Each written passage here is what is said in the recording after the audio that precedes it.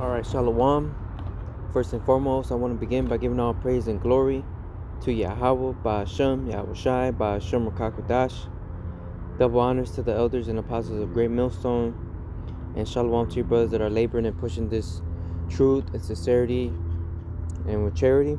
I'm the brother Abraham from the camp here in GMS Chicago, coming to do another quick lesson through the Holy Spirit.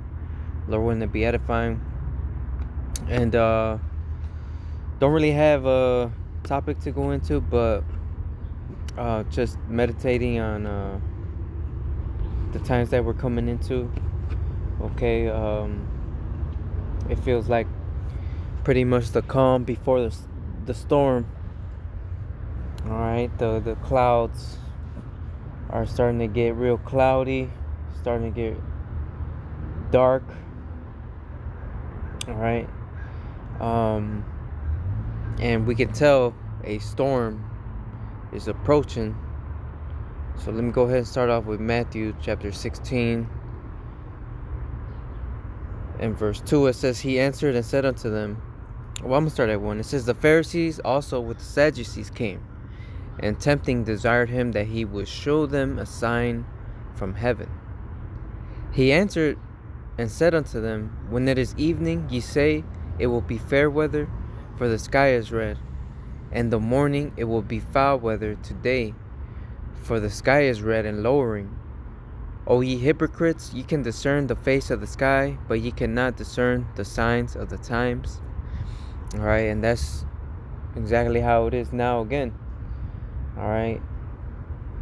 People still, as it says in Matthew 24, as in the days of Noah, so shall the days of the Son of Man be. Alright, the people are going to be marrying, drinking, partying, giving in marriage.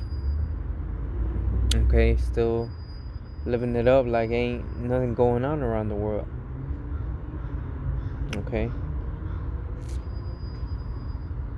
Just look at everything going on. There's protests going on worldwide. Protests going on worldwide. That's seditions among men. Alright, where the people rebel against their own government, against their own leaders, which you see going on. Australia, Italy, France. Alright, all over the world. And then it's eventually going to hit here in America. And when it does, it's gonna get real out here, man. It's gonna get real.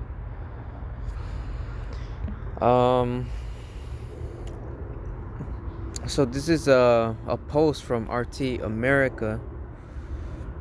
It says, in Chicago, Seattle, Los Angeles, and major cities nationwide, law enforcement officers and police unions are pushing back on the thing mandates.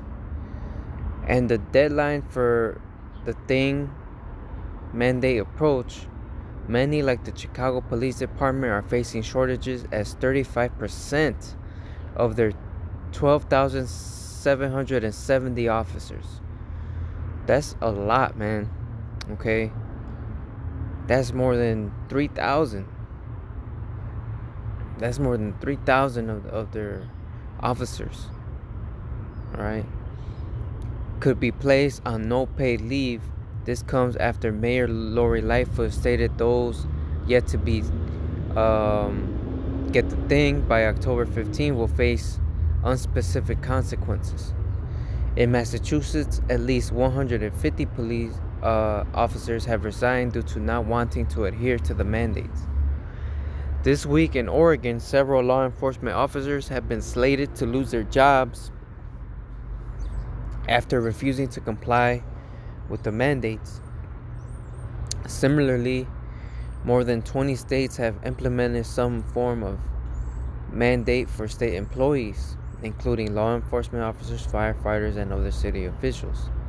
With a combined 5% rise in violent crime and nearly 30% of murders up in 2020, police unions have raised concerns that staffing shortages may continue to increase. And if these police, end up leaving or walking out or not working due to this mandate. Okay. That means what? The violence and the murders are going to increase even more. All right, which is already bad out here. It's already up more than normal, and it's continuing to increase because when people have nothing to lose, they lose it, and people are starting to lose it. Okay. You shut down people's businesses. You don't pay them for it. They still have to pay rent, still have to pay bills. All right, then you got inflation, hyperinflation. People can't survive like this. People was already on the edge, living on the edge, living paycheck to paycheck. Now things are getting more expensive.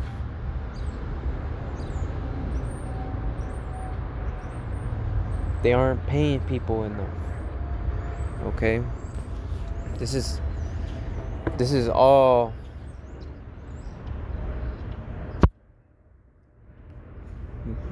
just piling up, man.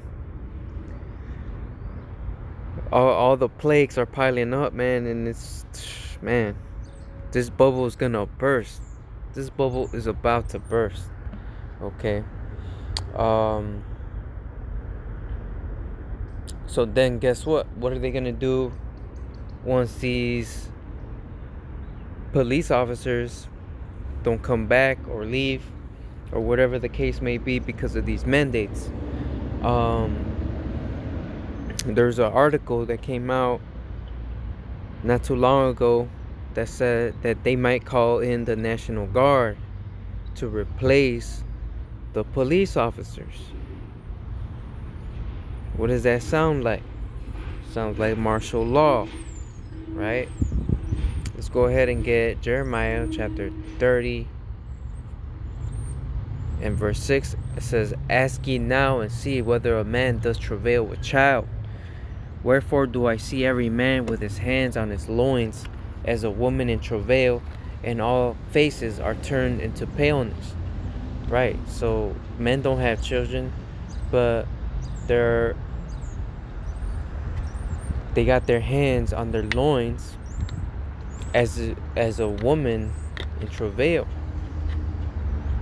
and their faces are turned to paleness because of the fear. All right, verse 7, "Alas, for that day is great, so that none is like it. It is even the time of Jacob's trouble, but he shall be saved out of it." All right, so this day is going to be like no other. All right, it's the time of Jacob's trouble. Jacob's trouble.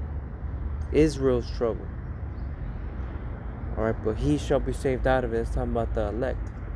All right, the 1/3 that's going to be delivered out of this hour of temptation that shall come upon the whole world to try them. All right, let's get Daniel 12 and 1. It says, "And at that time shall Michael stand up, the great prince, which standeth for the children of thy people. And there shall be a time of trouble, such as never was since there was a nation, even to that same time. And at that time thy people shall be delivered, every one that shall be found written in the book." All right, so it's gonna get so bad out here, man. It's gonna get so crazy out here that Michael the archangel has to come in and step in and save us and help us. That's how bad it's gonna be. A time of trouble such as never was since there was a nation. Look at all the catastrophes and any time of trouble that you can ever think of in the history of the world is not going to be like the times that we're coming into, and we're right at the doors. We're right at the doors of this thing, man.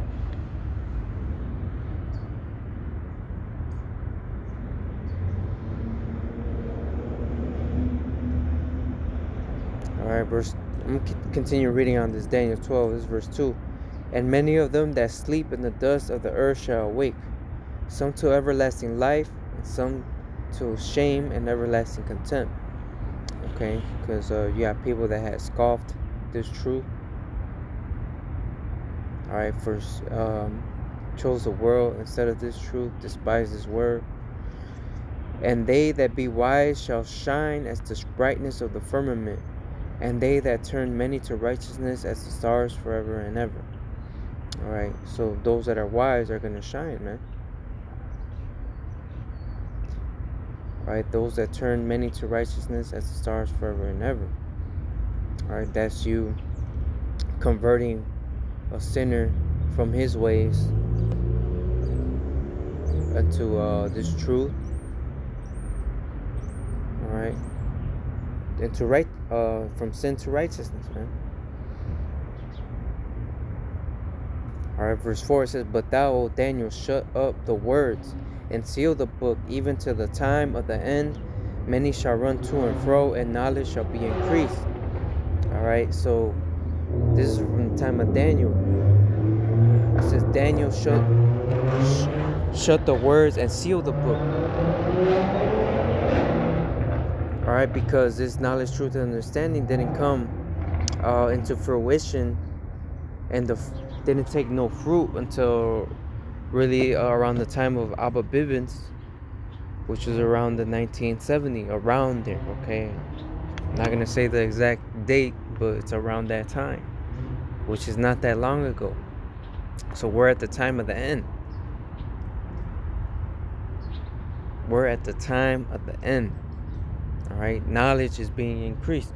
All right,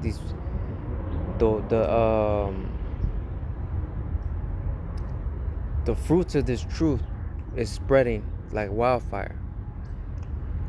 All right, and the dry bones are made living. Okay, so this is all prophecy. It's all the word of the Lord being fulfilled. Okay,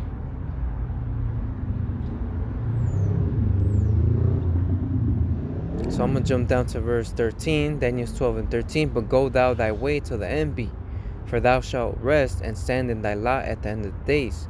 So Daniel, what he passed, he went to the spirit world. All right, and then he kept coming back, and he's back again today, doing what he did in this time. All right, a prophet of the Lord, prophesying the downfall of this wicked kingdom. All right, those that practice truth shall return unto it again. All right, the Most High told John that he's gonna have to prophesy again to many nations, kings, and tongues. All right, what is that? What's that talking about? It's reincarnation.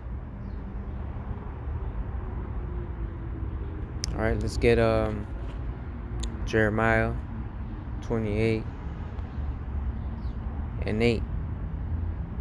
It says, The prophets that have been before me and before thee of old prophesied both against many countries and against great kingdoms, of war and of evil and of pestilence. All right, so all the prophets since the beginning of the world, as it says in Luke, the 1st chapter, the prophets that have been since the beginning of the world. And this is what they've been prophesying about for generations since the history of time. Is this time, our time. And it's crazy to think about, man, that we're in those times.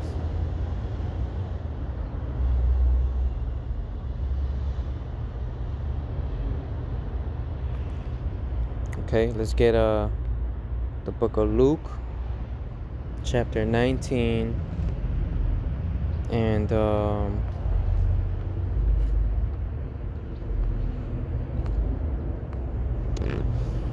it's not 19.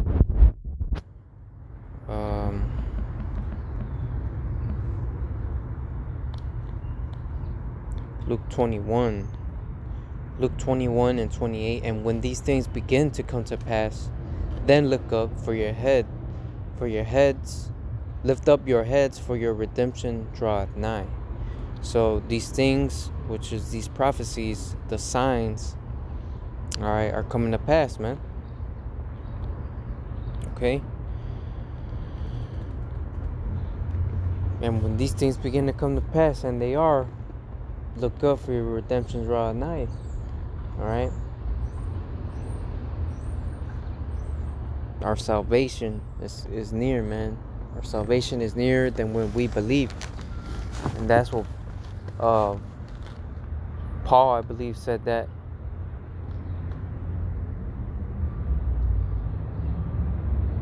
To his men. And that was, what, 2,000 years ago? Around there. The disciples asked Yahushua, when shall be the end of the world? At this time wilt thou restore the kingdom to Israel? That was at the time of Yahushua over 2,000 years ago. But guess what?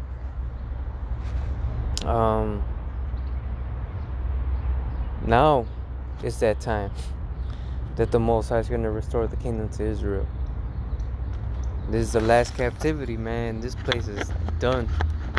This place is finished. There's no hope for this place. Take balm for her. It may be that she may be healed. We will have healed Babylon, but she is not healed. There's nothing you can do to save and revive this place, man. This place is done. The Most High has appointed bounds that he cannot pass. Alright? He has a set measure, a set appointed time to rule. Just like every other kingdom before him. They all had their time to rule. And then they had their time where they had to fall until the next kingdom to rule. But this next kingdom to rule will never be destroyed again. Okay? So I'm going to go ahead and end it off there. Just wanted to hop into the spirit a little bit. I'm going to go ahead and close out and give all praise and glory to Yahweh, Ba'ashem, Yahushai, Ba'ashem, Rakakudash. Double honors to the elders and apostles of Great Millstone. Until next time, Shalom.